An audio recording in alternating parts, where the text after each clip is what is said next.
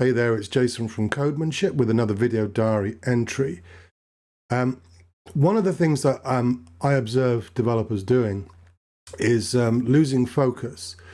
And this often is a result of distractions and other things, and often a result of people essentially trying to solve too many problems at the same time, trying to hold too much in their head. So they kind of lose focus on what they're doing. And I've developed a habit over the years as a developer of essentially making sure I do one thing at a time, one foot in front of the other, basically. So I solve one problem at a time, basically. I make one decision at a time, and then try to get feedback as soon as possible about that. That helps bring a lot more focus to what I'm doing, but it also brings a lot more attention to every design decision, for example, that I'm making. So the results tend to be much more effective. And I wanted to sort of demonstrate that with a test-driven development example. TDD is a great example of this way of working, where you essentially do one thing at a time. You take one step at a time, one foot in front of the other, getting feedback with each step to make sure that you're making good decisions. There are many other examples in software development where sort of solving one problem at a time or doing one thing at a time, starting it and finishing it, turns out to be the most effective way of making progress. So I'm going to demonstrate with this TDD example. So I'm going to do the Mars rover kata, K-A-T-E, so the K-A-T-A, that would be just Kate, wouldn't it? Kate. The Mars rover Kate, the Mars rover kata, which is a very popular exercise. It's often used in TDD workshops and in job interviews and all kinds of situations. And the idea is that we've been tasked with writing some code that drives a fictional Mars rover over an idealized XY grid that represents the surface of Mars. And we can send it sequences of instructions, basically a string of characters. R tells it to turn right, L tells it to turn left, F tells it to go forward, B tells it to go back. Now, I'm in the habit of solving this problem, one little step at a time. So there's a pattern that's described in Kent Beck's excellent book, Test-Driven Development by Example, called test list. And this is quite a simple, useful analysis technique that I often employ when I sit down before I write any code or write any tests. Just list out the actions or the features that we need to test, and then think about the different test scenarios that the software might need to handle and just make a list of it. And then what I would do is I work through those one test case, one test at a time, crossing them off as I go. Now, this helps me keep focus on the test that I'm working on, that particular scenario. So I take one small step at a time by breaking the problem down like this and then serializing it, basically. But it also helps me to think about what is supposed to actually happen within each of these scenarios. So, for example, if we're turning right and we're facing north, we should end up facing east, and so on and so forth. So it's a very useful technique, and it's a very good way of organizing your work as well. You're doing TDD. So I'm just going to very quickly, let's start with this first test case, turning the rover right from north to east. And so we're working one feature at a time, turn right, then turn left. And again, I see developers, they get a bit confused sometimes, and they go, well, we'll do one example of turning right, and then we'll do one example of turning left. So, I mean, there's no hard and fast rules to this, but I tend to work through a problem one small step at a time. So, one feature at a time, one test scenario for that feature at a time, one unit test at a time. And as you'll see, even at the level of unit tests, it's very often the case that I will break it down even further, as you're about to see by the way that I tackle writing the unit test. So, turns right, north to east. So that's my test case. Okay, and so as I write this test, I'm not going to write the whole test and then start declaring my rover and the methods and so on. I'm actually going to take even smaller steps, break it down even further. So let's start with an assertion equals, and so at this point my code is broken. So I'm just going to fix this, and I'm going to try and have one thing broken at a time. So again, one thing at a time, one decision at a time. let's use string. So direction is, sorry, should be east at the end. And that's the direction of our rover. And again, the red highlighting there says there's no such thing as rover. So again, one thing broken, let's fix that. And let's call that a rover.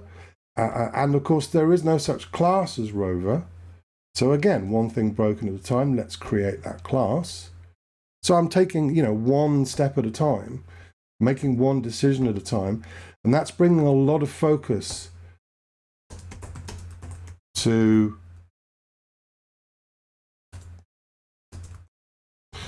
river, to what I'm doing. And it might seem rather plodding. So let's have it facing north to begin with. And there is no such constructor. So let's fix that one thing at a time.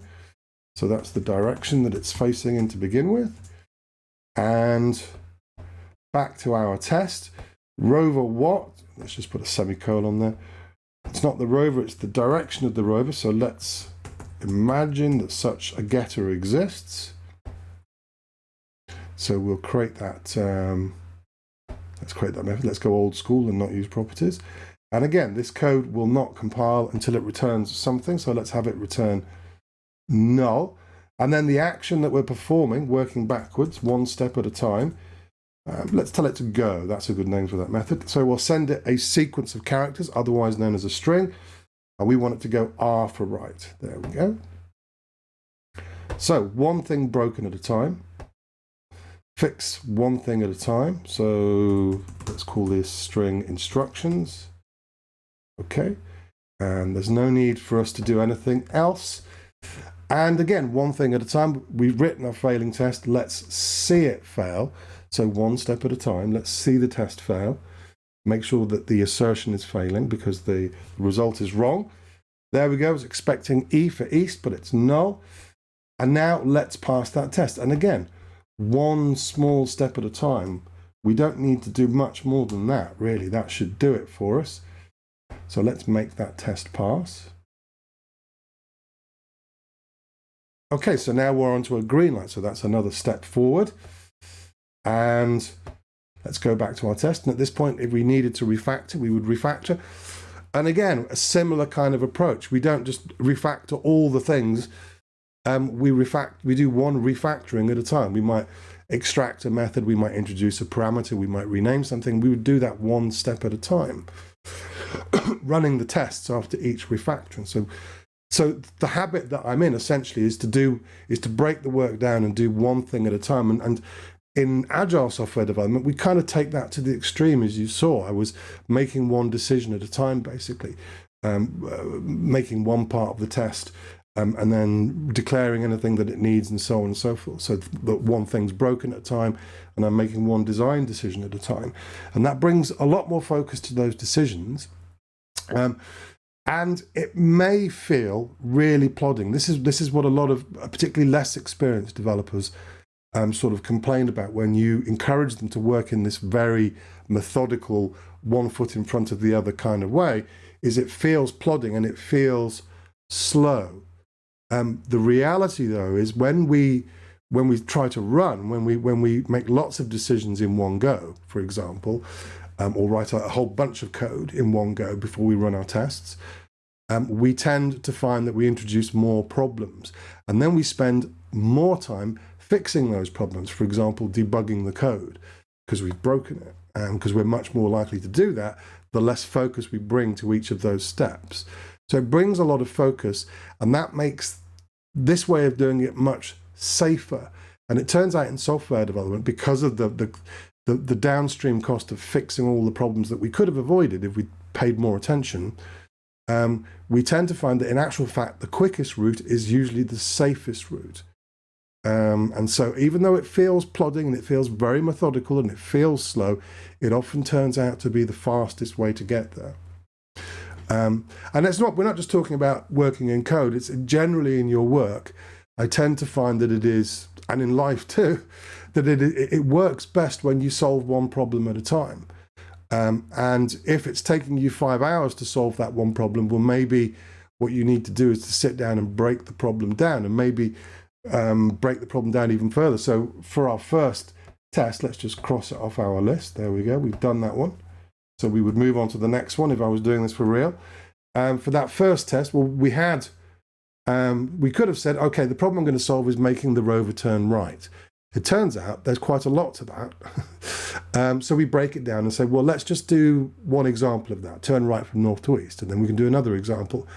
But even for that example, as we got into the test, we had to make a bunch of other decisions. There was more to it than just turning it to the right.